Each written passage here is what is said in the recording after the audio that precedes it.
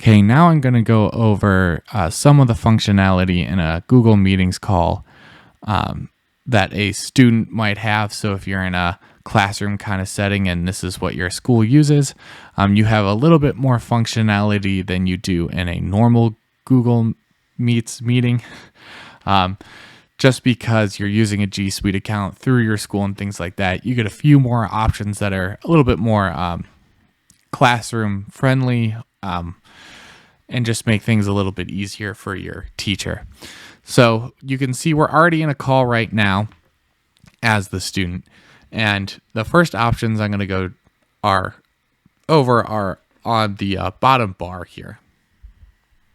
So if you just move your cursor, you can see you have meeting details, which if you click on that, you'll get a link to the actual meeting that other people can use to join it. And there's more options and things like that for joining the call, but you're already in it, so you're good to go. If your teacher has added any attachments or anything like that from the Google Calendar and stuff, when they add it, that's kind of on the teacher's end. They'll show up here in attachments under that same meetings detail tab. From there in the middle, you have your, mute your microphone, turn off your camera, and end the call or leave the call. You won't end the call for everybody else. You'll just end up leaving the call. But the teacher will be able to see if you have your camera turned off and if you have your microphone muted. But sometimes your teacher probably wants your microphone muted unless you're talking. That way, not everyone hears all the background noise and stuff that's going on in your house. This will make it easier for other students to hear the teacher and things like that. Just remember to unmute your microphone if you have to answer a question or something like that. The next section you have are over here. The first one is raise your hand. If you click that, on the teacher's end, it'll show that someone has raised their hand. And I'll show you what that looks like on the teacher's end real quick. So on the teacher's end, they'll actually get a notification, but they'll also see here on their screen that Bob here has raised his hand and has a question. So the teacher can easily see that Bob has raised a question, even though his camera's off, so they can go and answer it. And this is an easier probably than the student physically raising their hand, although the teacher might want them to do that too. But this is just an easy way for the teacher to see who has a question right now.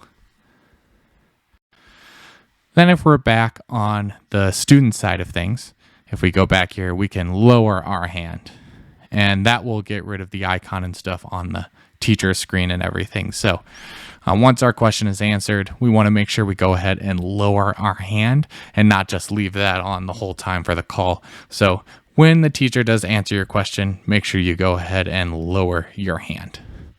The next thing is we have turn on captions. So captions have been turned on, and it'll try to automatically generate captions from the audio from the other people on the call and things like that. It's not going to be 100% perfect, but in a pinch, if you need captioning, you can go ahead and give that a shot.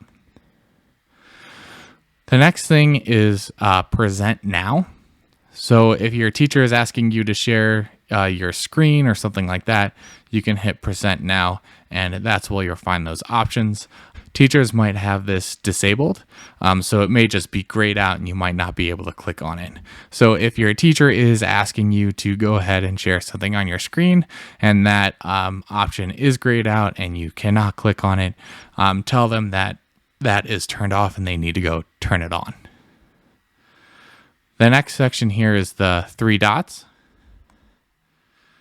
And if you click on that, you get a couple different options here. You can go to full screen. You can change the layout into a different view, change your background, closed caption is also here, and a few other options if you need them. Now, we're going to go to the top of the screen here. We can see show everyone. And if we click on that, we'll see everyone here. And we have the option to pin yourself to the main screen if you want to. That'll just be on your call. That won't be for everyone. So if I did that, you can see it's just me now over here. We close that out.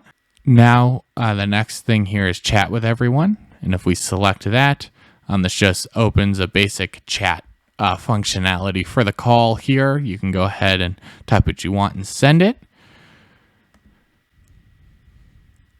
The next thing we have is the activity tabs. And there's a bunch of things you can do here. Breakout rooms, polls, and Q&A. Those will be limited based on what your teacher allows. But that's where you find those if you need them. You can see the time, and then you can see this is your icon in the top right. You can pin yourself again, or you can show a tile view to show kind of everyone. And also if you go over people, you can go ahead and pin them to the screen too. So if you just want the teacher on the main screen here instead of everybody, and you just want to pin them no matter who's talking, you can go ahead and do that as well if you want to. So that is a basic overview of what you can do kind of as a student or someone else in a Google Meets call through G Suites, because some of these options like the raise your hand and stuff is only available through Google Meets if you have a G Suite account and things like that. As long as the person who started the call has a G Suite account, those options should show up, so you don't necessarily need one, but the person who created the meeting does. But that's how you go ahead and use some of the basic functionality here. Hopefully that helps, and if it does, go ahead and leave a like down below and subscribe to the channel for more videos like this one on how to make your technology work better for you. Thanks.